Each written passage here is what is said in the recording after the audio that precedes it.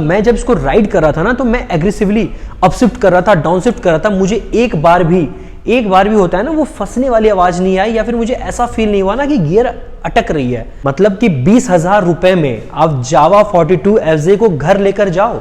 मैं इसको ऑलमोस्ट 100 पर क्रूज कर रहा था एंड मुझे एज सच कोई वाइब्रेशन देखने को नहीं मिला। जो सबसे मुझे हैरानी वाली बात लगी वो है इसमें हमें 6 स्पीड गियर बॉक्स देखने को मिलता है। सबसे अचंभे की बात यह है ना कि बहुत ऐसी बाइक्स है जो आपको टॉर्क दे देगी पर वो पावर फिगर नहीं दे पाती, या पावर दे देगी वो टॉर्क नहीं दे पाती। पर मुझे ये मोटरसाइकिल में ना दोनों बराबर दिखा यार। एक और चीज है जो बहुत लोग मुझसे बहुत बारी कमेंट सेक्शन में बोलते हैं कि I am a short heighted rider, तो क्या मैं इसको आराम से मैन्यूवर वगैरह कर पाऊंगा। एंड मुझे मैन्यूवर से याद आया,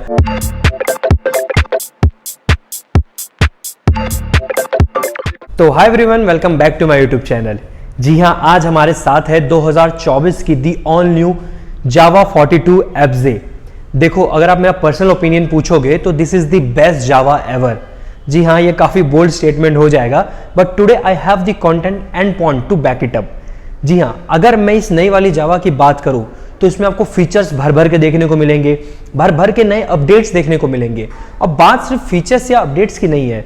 जी हाँ, जो इसमें पावर फिगर है एंड जो प्राइस पर इसको लॉन्च किया गया है, ये ना बहुत एक अच्छा कॉम्बिनेशन है पावर टू प्राइस का। मतलब मुझे कोई हैरानी नहीं होगी अगर लोग 350cc में सबसे पहले इसको कंसीडर करना स्टार्ट कर दें तो। जी हाँ, इतना कॉन्फिडेंस मुझे इस बाइक पर आ रहा है, क्यों वो भी आपको भी वीडियो में आगे पता चलने वाला है। एंड बहुत ऐसे भी लोग हैं जो ऑलरेडी उन्होंने मन बना रखा है कि नई वाली जावा 42 उनको लेनी ही है, तो उनके लिए क्या मिनिमम डाउन पेमेंट होगी, क्या मिनिमम EMI होगी, ये भी इस वीडियो में मैं आपको बताऊंगा। एंड वीडियो के लास्ट में मैं आपको ना राइड रिव्यू भी देने वाला हूं कि जब मैंने इस मोटरसाइकिल को राइड किया तो मुझे कैसा फील हुआ, क्या चेंजेस है पिछली वाली जावा में, नई वाली जावा में, या फिर आप इसको देखोगे ना एज अ क्लासिक सेगमेंट में अगर मैं कंपेयर करूं तो किन चीजों में ये बेहतर है। जी हाँ, तो वीडियो लास्ट तक जरूर देखना, वरना ये चीजें मिस हो जाएंगी, ठीक है। एंड हाँ, वीडियो स्टार्ट करने से पहले अगर आपको जावा का कोई भी प्रोडक्ट चाहिए, जी हाँ, चाहे एसेसरीज हो, बाइक हो, एसडी का कोई भी प्रोडक्ट चाहिए, जो शोरूम का एड्रेस है वो नीचे डिस्क्रिप्शन में है। आप लोगों को कुछ नहीं करना, एड्रेस कॉपी करो, गूगल मैप पे पेस्ट करो, आओ टेस्ट राइड लो, अच्छा लगे, मन को भाए तो खरीद लेना। तो चलिए वीडियो स्टार्ट करते हैं, क्योंकि बहुत कुछ है इस वीडियो में डिस्कस करने के लिए। तो चलिए वीडियो के स्टार्टिंग में ही मैं सबसे पहले इसका एक्स शोरूम प्राइस डिस्कस कर देता हूं। जो एक्स शोरूम प्राइस है वो 1,99,000 से स्टार्ट होकर 2,15,000 तक जाती है, डिपेंडिंग अपॉन इट्स वेरिएंट। जी हाँ, डिफरेंट वेरिएंट्स के डिफरेंट प्राइसिंग है। तो ये होगा इसकी एक्स शोरूम प्राइस की बात। नाउ अगर मैं इसके डिजाइन पर बात करूं तो बहुत कुछ है बात करने के लिए। जी हाँ, सबसे पहले तो इस बार की जो जावा है ना, जावा 42, ये बिल्कुल ही अलग वाइब देती है। एंड इसका वन ऑफ द रीजन ये है कि इसको थोड़ा क्लासिक से उठाकर रोस्टर की तरफ शिफ्ट किया गया है। जी हाँ, इसकी जो फ्रेम है वो भी बिल्कुल नहीं है, आपको ESD रोस्टर की ही फ्रेम आपको इसमें देखने को मिल जाएगी।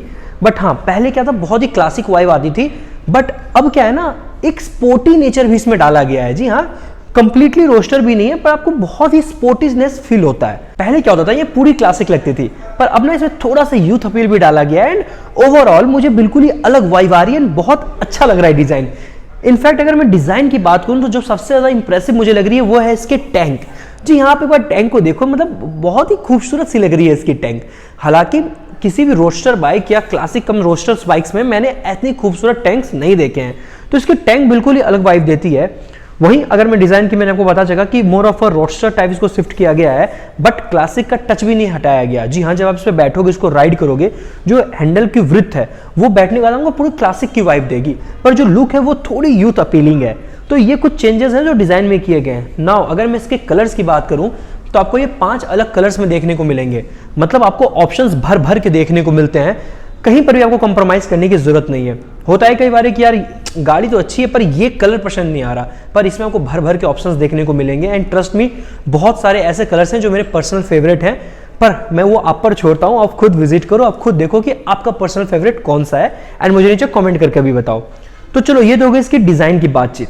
अब ना बाइक को एकदम अच्छे से डिकोड करते हैं। जी हाँ, हर एक छोटी बड़ी चीजों पर बात करते हैं। तो चलिए फ्रंट से स्टार्ट करते हैं। And to be honest, front ना बहुत ज्यादा अपीलिंग लग रही है, एंड वहां पे आपको बहुत भर भर के अपडेट्स देखने को मिलेंगे। क्या क्या अपडेट्स हैं, क्या चीजें हैं फ्रंट में, चलिए अब वो डिस्कस करते हैं। नौ अगर मैं बाइक के फ्रंट की बात करूं तो आपको फुल LED हेडलैम्प देखने को मिल जाते हैं। जी हाँ, ये जो है वो रोस्टर से ही, SD रोस्टर से शेयर करते हैं ये, बट क्या ही विजिबिलिटी है इसकी भाई साहब, बहुत अच्छी, क्योंकि मैंने इसको राइड कर रखा है ऑलरेडी। अगर मैं इंडिकेटर्स की बात करूं तो आपको एलईडी इंडिकेटर्स देखने को मिल जाते हैं, छोटे से एलईडी इंडिकेटर्स हैं, काफी खूबसूरत लगते हैं। जब आप रात में सड़कों पे लेके निकलोगे ना, जब उसके एलईडी इंडिकेटर्स जलते हैं, हेडलैम्प जलती है, बहुत ही खूबसूरत लुक निखर कर बाहर आता है। नाउ अगर मैं और भी डिजाइन की बात करूं तो आगे का डिजाइन ना, तो देखो बड़े हेडलैम्प्स आपको देखने को मिलते हैं, छोटे इंडिकेटर्स देखने को मिलते हैं, एंड ये इंडिकेटर्स हैजार्ड का भी काम करते हैं। ऑब्वियसली वहां पे हैजार्ड की स्विच है, प्रेस करने पे चारों इंडिकेटर्स एक साथ जल जाएंगे।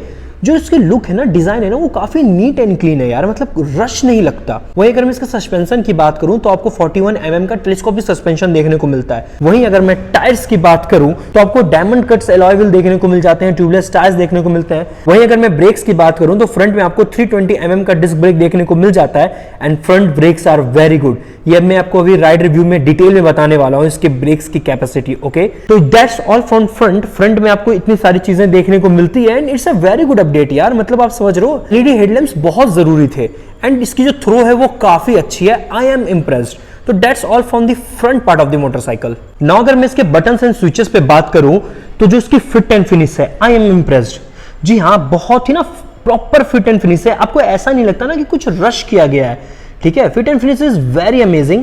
वहीं अगर मैं इसके हैंडल बार की बात करूं, it's a very upright position है। ठीक है, थोड़ा मैंने आपको बताया ना कि रोडस्टर के फ्रेम पर इसको बनाया गया है, पर जो क्लासिक की वाइब है वो बिल्कुल वैसी ही रखी गई है। यहाँ पे आपको हैजार्ड स्विच देखने को मिल जाती है, इसकी भी फिट एंड फिनिश काफी अच्छी है। स्विच इज ड्यूरेबल यार, ऐसा नहीं लगता है ना कि यहाँ खराब हो जाएंगे। No, it's a durable good quality switches, यहाँ पे कॉस्ट कटिंग नहीं की गई है। आपको वो अच्छी अच्छी चीजें भी देखने को मिलती है, just like its instrument cluster. जी हाँ, आपको फुल्ली डिजिटल इंस्ट्रूमेंट क्लस्टर देखने को मिलता है। उसकी विजिबिलिटी है काफी अच्छी है। अभी भी शोरूम में मैं शूट कर रहा हूँ, बहुत ज्यादा लाइट है, फिर भी हर एक चीज विजिबल है।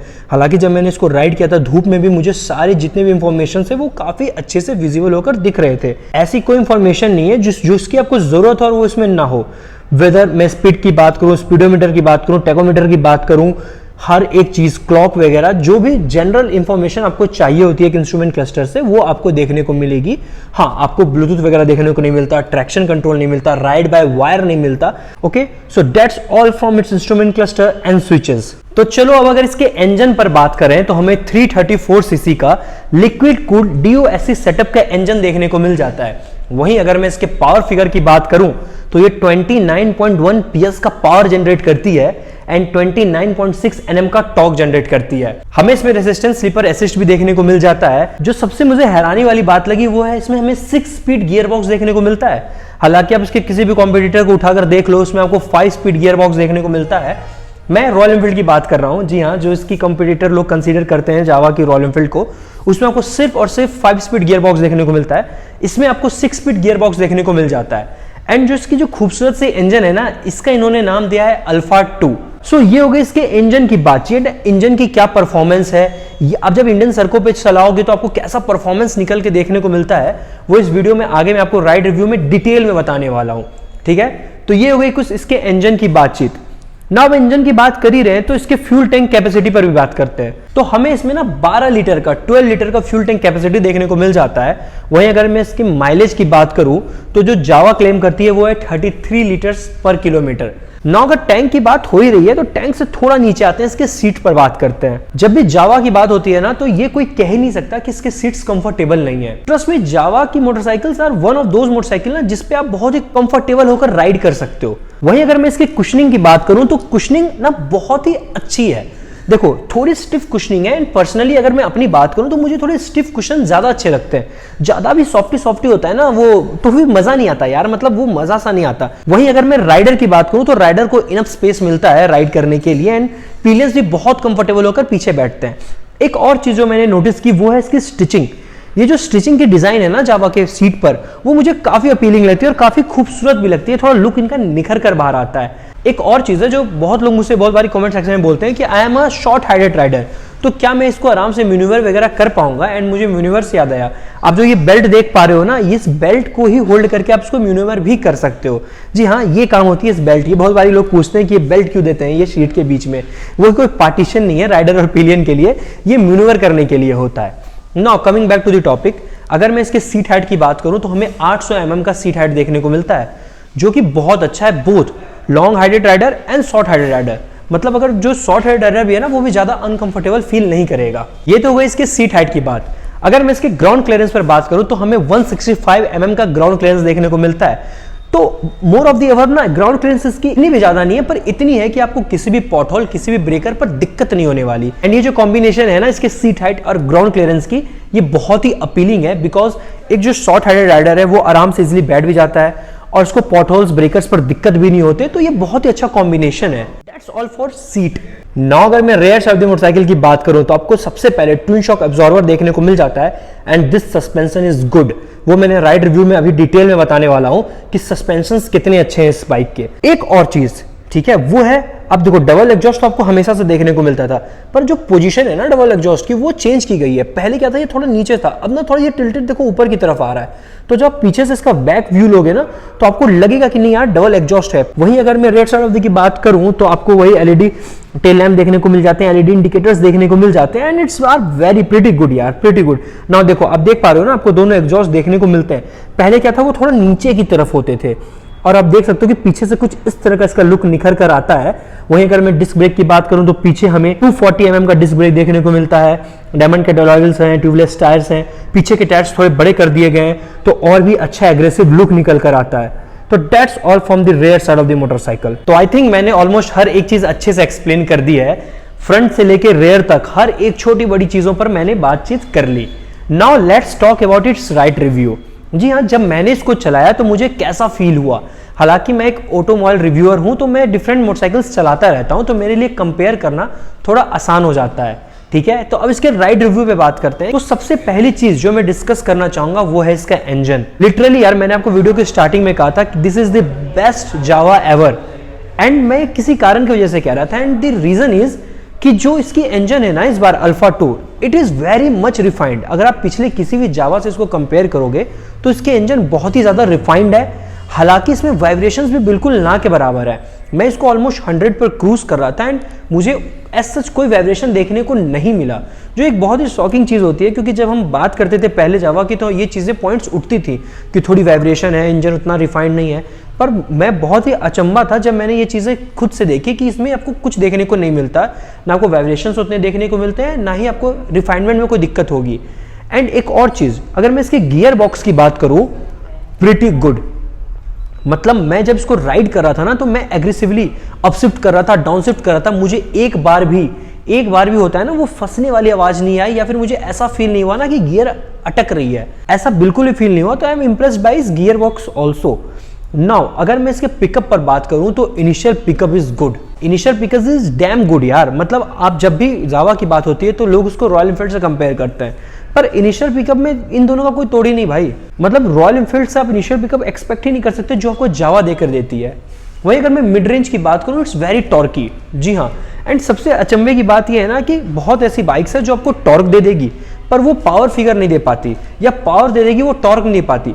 पर मुझे ये मोटरसाइकिल में ना दोनों बराबर दिखा यार। मतलब आप ऐसे देखो कि आपको 29.1 PS का पावर देखने को मिलता है तो 29.6 Nm का टॉर्क भी देखने को मिलता है। तो जो इसकी मिड रेंज है ना वो काफी टॉर्की आपको फील होगी, and which is a good thing, क्योंकि जब आप जावा जैसी बाइक्स लेते हो तो आप ऑफ रोड, ऑन रोड सब करते हो। तो जब आप ऑफ रोड करोगे वहां पे आपको टॉर्क की जरूरत पड़ेगी, एंड ये अवेलेबल कराती है आपको। वहीं अगर मैं टॉप एंड की बात करूं, कोई डाउट ही नहीं है, top and is good, initial paper is good and mid range बहुत टॉर्की है। तो ये हो गई इसके पावर फिगर की बातचीत। एंड और भी बहुत चीजें हैं इंजन में जो मैं डिस्कस करना चाहता हूं। सबसे पहले तो मैंने बताया इसके इंजन ना बहुत ज्यादा स्मूथ है। पहले वो जो झिझक होती थी ना, मैं आपको अगर पहले जावा की बताऊं, जावा 42 की, तो पहले क्या होता था, मैं साउंड से ना गियर अपशिफ्ट डाउनशिफ्ट नहीं कर पाता था। पर इस बार ऐसा नहीं है, इन्होंने ओवर द टाइम अपने इंजन को और परफेक्शन की ओर ही लेके चले गए भाई साहब।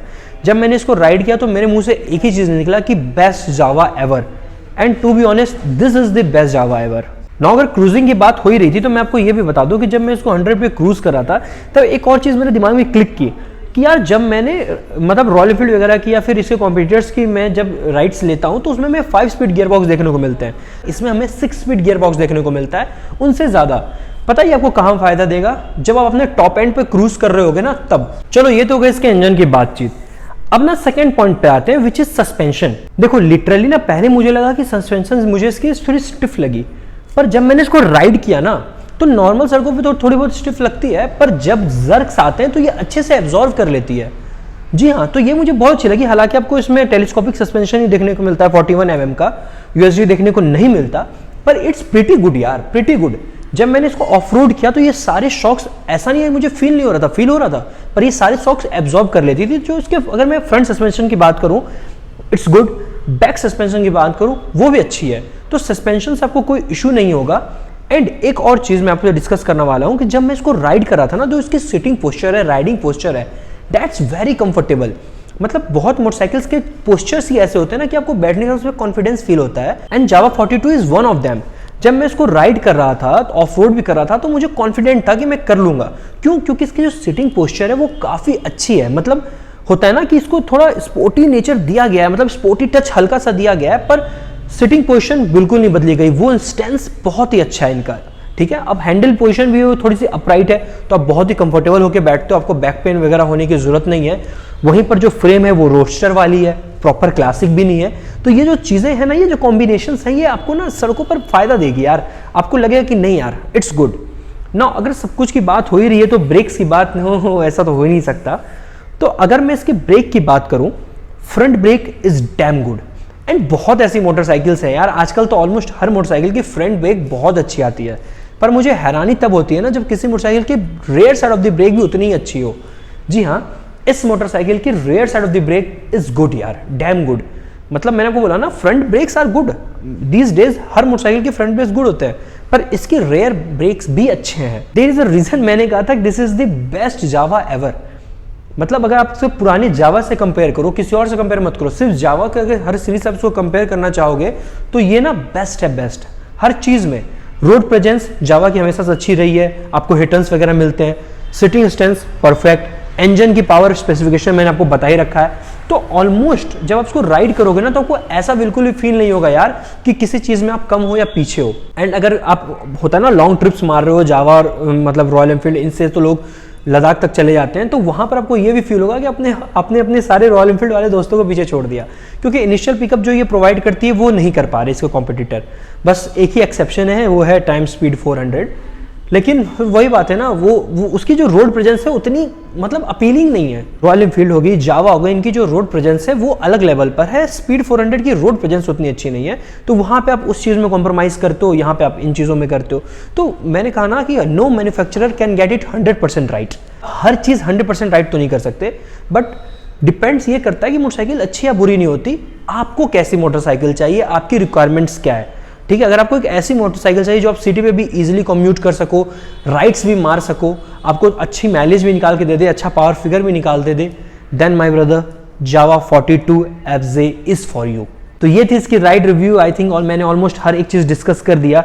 जो सच था, जो मैंने राइड किया, जैसा मुझे लगा, मैंने आपको बिना फिल्टर के बता दिया है। नाउ आप लोगों को लग रहा होगा कि मैं कुछ भूल गया, ऐसा बिल्कुल भी नहीं है। आई नो, मैंने वीडियो के स्टार्टिंग में आप लोगों से कहा था कि जो भी इसको लेने में इंटरेस्टेड है, मैं उनको मिनिमम डाउन पेमेंट और मिनिमम EMI बताने वाला हूं।